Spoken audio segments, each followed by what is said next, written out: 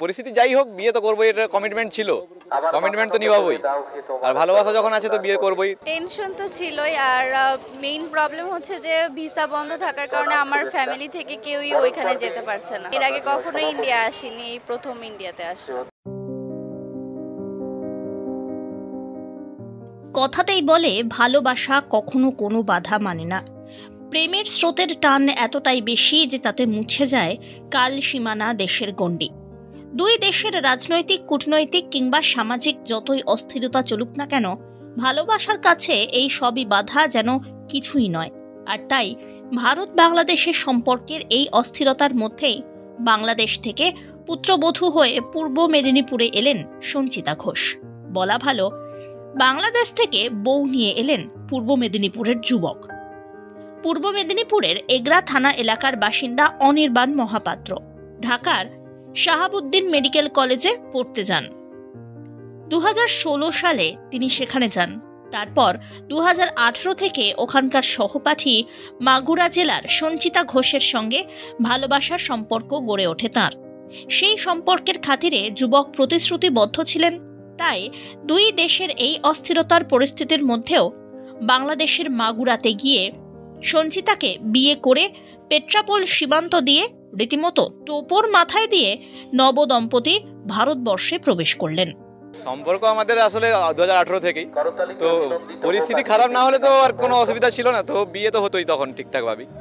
তো পরিস্থিতি যাই হোক বিয়ে তো করবোই, এটা কমিটমেন্ট ছিল, কমিটমেন্ট তো নিভাবই, আর ভালোবাসা যখন আছে তো বিয়ে করবোই। তো ঝামেলার মধ্যেই বিয়ে করলাম, কোনো অসুবিধাতে পড়িনি। একটু ভিসা করাতে একটু কষ্ট পেয়েছি, সবার ভিসা করানোটা একটু টাফ ছিল, কারণ এই টাফ প্রসিডিওরে ওর বাড়ির লোক কেউ আসতে পারলো না।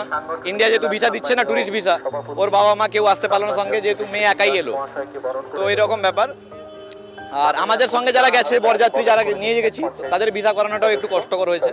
বাকি এছাড়া এমনি যাতায়াতের প্রসিডিওর কোনো হেক্টিক হয়নি, মোটামুটি ঠিকঠাকই ছিল সবকিছু। টেনশন তো ছিলই, আর মেইন প্রবলেম হচ্ছে যে ভিসা বন্ধ থাকার কারণে আমার ফ্যামিলি থেকে কেউই ওইখানে যেতে পারছে না, আমাকে একা যেতে হচ্ছে। আর আমি এর আগে কখনো ইন্ডিয়া আসিনি, এই প্রথম ইন্ডিয়াতে আসি।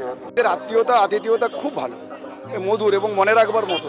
আমার ছেলের সঙ্গে এই মেয়ের সম্পর্ক তো অনেকদিন আগে থেকে হয়ে আছে। হ্যাঁ, সোশ্যাল মিডিয়া। আমার ছেলে ঢাকা শাহাবুদ্দিন মেডিকেল কলেজে MBBS করেছে, আর মেয়েও ওখানে শাহাবুদ্দিন মেডিকেল MBBS করে। ওদের সঙ্গে সম্পর্ক অনেকদিন আগে থেকে। আমি 2024 অক্টোবর মাসে ঢাকা জাজ কোর্টে রেজিস্ট্রি ম্যারেজ করিয়ে দিয়েছিলাম, তার জন্যই ভিসাটা পেতে সুবিধা হয়েছে, যেটা ওর পরিবারের কেউই আসতে পারেনি। বিয়েতেও আসতে পারে না, বিয়েতে সেখানে বিয়ে হয়েছে, ইন্ডিয়ায় ঢুকতে পারলো না কেউ, শুধু একমাত্র মেয়ে ছাড়া আর কেউ আসতে পারলো। আমি খুব আনন্দিত, ওদের ব্যবহারের সঙ্গে খুব খুশি। আমি চাই ভারত বাংলাদেশের সঙ্গে সম্পর্ক আরও নিবিড় হোক, যে সমস্ত কালিমা যেসব মুছে যাক। সঞ্চিতার পরনে ছিল লাল রঙের টুকটুকে বেনারসি, একই সঙ্গে মাথা ভর্তি সিঁদুর, যেন নববিবাহিতা বঙ্গরমণী। এদিকে বিয়ে করে ভারতে প্রবেশ করে অত্যন্ত খুশি নববধূ। কিন্তু বর্তমানে চলতে থাকা দুই দেশের অস্থিরতার জন্য পরিবারের অন্যান্য সদস্যরা আসতে না পারায় সঞ্চিতার মন একটু ভারাক্রান্ত।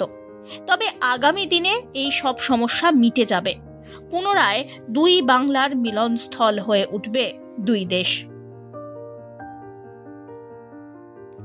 পুনরায় দুই বাংলা দুই দেশের মেলবন্ধনের সেতুবন্ধন গঠন করবে, এমনটাই আশা নবদম্পতির।